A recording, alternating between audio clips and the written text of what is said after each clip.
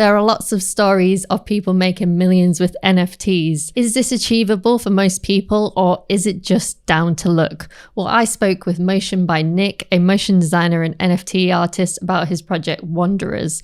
Wanderers has made his company 3 million, yes, 3 million, and traded over 16 million. So I wanted to interview him because I thought this was an incredible story, and I wanted to help you figure out whether making money with NFTs is achievable for you or not.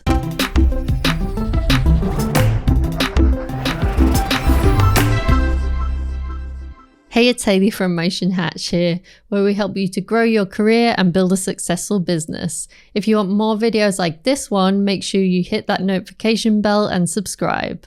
What made you go from full-time motion designer to YouTuber to NFT artist in just 1 year? So I was a full-time on-staff motion designer for a while, and then I had the urge that everyone has to go freelance motion designer. So I was building up a YouTube channel for a while. It was a year or two, and I was doing motion design tutorials, and I was doing courses. And then a couple months into that, I basically discovered NFTs. That kind of really blew up. It was like an emerging of my two passions, really, of art and crypto in this kind of new way that I didn't know existed. And so I just really dove headfirst into that. And so I looked at that and I was like, okay, this is pretty cool. This is what people kind of want now, is like community-based, generative, more utility stuff. And then so I started building the Wanderers, which is a really motion design heavy thing, which you can kind of see how it evolved over my kind of style over the years. Where do you think is like the starting point? Is it doing like editions of one things and then maybe thinking about a collection later like you did, or would you go about it in a different way? I would think about what's the point? What do you want to make, and why would someone want it? There has to be I think a reason for what you're trying to make. So we wanted to build a story-based, community-driven project so people can get involved with it, and basically they're owning a piece of this interactive story that gets told over time.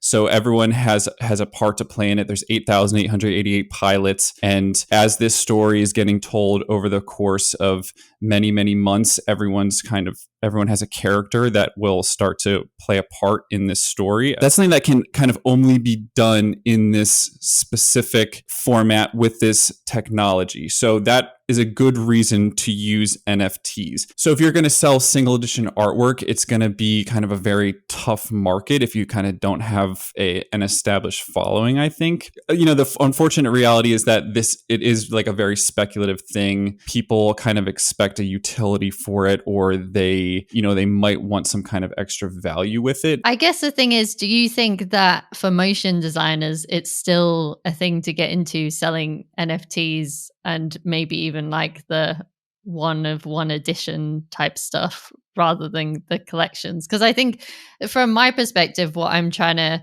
figure out and what I'm trying to help everyone with is, could this be something that we use to kind of supplement our client work? Or do we think that it's going to be kind of like a gold rush and then it's, everyone's going to be out? One really common frustration and a mistake I see from artists is they see people selling stuff for huge amounts, and then they're like, why can't that be me? Or maybe they tried to sell one and they had no bites immediately. And it's like, well, this isn't just like a new medium where you can just expect that like instantly you're going to sell things for $1 million. It's the same as any other medium. Like if you made a painting and you threw it up on Etsy or you took it to an art fair, like why would that just sell for a ton of money? There has to be a reason why that would happen, right? So you have to do the work as an artist to kind of build that foundation or have a reason for kind of that success to come in, which can be really grueling, right? It can be unfair and it can be really hard, but don't expect that it's just going to be like a quick cash grab. Like it took months for me to have success into it, and it took years of building myself invisibly like before that, for that like kind of foundation to get into it. Some people, they can just get lucky and the right person retweeted something and then it got into the eyes of millions and then that kind of steamrolled. It's a new medium for things, but it doesn't just mean that you will have instant success. You have to look at how this kind of medium translates now digital art, and so how can you use that medium for success? Well, I want to know if you're comfortable like telling everyone like how much you've made on this project, because I think it's fascinating and I think it's really inspiring too. So we've done about 4,000 ether volume so far, which is around $16 million. That's traded. That's volume. That's how much our project has traded in volume. So that's not the amount of money that we have made. So our initial sale was around $2.2 million at the time of sale. That sold out in about 30 minutes and then had gone on to do a total of around 4,000 ether volumes, so 16 mil.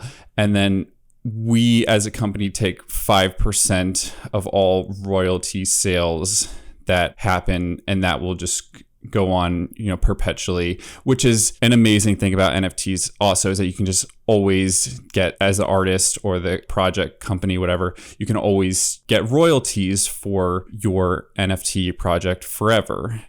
So roughly around 3 million, I believe, as a company we've taken in. That's before taxes. Taxes are extremely high this year. So around there, yes. What are you doing like day to day now? Like, how are you spending your time? I'm assuming you're like paying yourself a bit from this and that kind of thing. So I was wondering about that. We went through growing pains really quickly, very fast. Hopefully after this year, things will like smooth out again. But yeah, I mean, my time went from really quickly from basically doing all the art on the project and marketing it and launching it to like, okay, now it got kind of serious really quick and we have to figure out all this other stuff. We're like a business now and everything that comes along with it. So I think once it's all really ironed out into next year, I'll be able to focus a lot more on other stuff. I mean, I've hired a ton of people to help out on every aspect, but I would like to, get back to some of the more fun stuff. How did you work out the partnership since you'd never met them before? We met on Reddit, on like an Ethereum subreddit. I put out some feelers for people who knew programming work and just kind of messaged with a few people, and I really liked Emerald's vibe and we hit it off.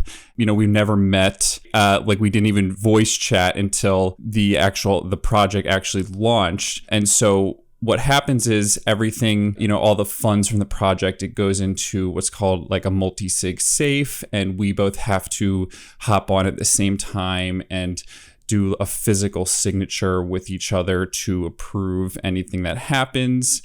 So basically, we can't scam each other, without the other person basically approving it. Do you have any advice for anyone who's thinking about starting a project that has like a community element to it? The community is everything. The way you speak to the community is the most important thing. There are times like you get really frustrated, you just always got to like talk to them in the right way and like manage expectations in the right way. Kind of like one slip up can be like literally can be the end of it. I think I've seen it happen before. Like you're so in it all the time, there's no barrier. Like you don't like chat with the CEO of Burger King. Like when you go into Burger King, you're not like the CEO of Burger King like isn't in there like sitting at the table with you. But with this kind of stuff, like we're in the Discord, we're on Twitter. There's no barrier for anything.